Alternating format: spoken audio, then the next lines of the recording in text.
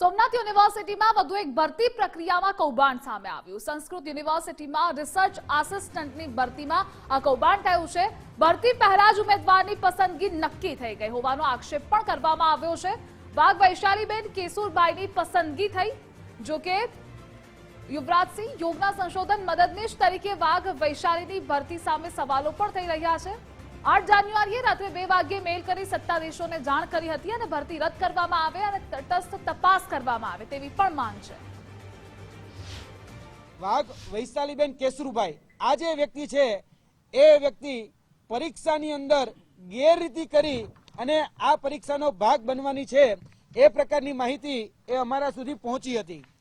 અમે જાગૃત નાગરિક તરીકે અમારી પાસે જે માહિતી આવી એ માહિતીને સીધા જ જે યુજીસી છે એ યુજીસીને મોકલી આપેલી અને યુજીસીને મોકલ્યા બાદ જે ગુજરાતના શિક્ષણના જે સત્તાધીશો છે, શિક્ષણ મંત્રી છે, શિક્ષણ સચિવ છે, હાયર સેકન્ડરી લાગે એટલા માટે ઋષિકેશભાઈ પટેલ છે, તેમને બધાને અમે ઈમેલ કરી અને આની જાણ કરેલી।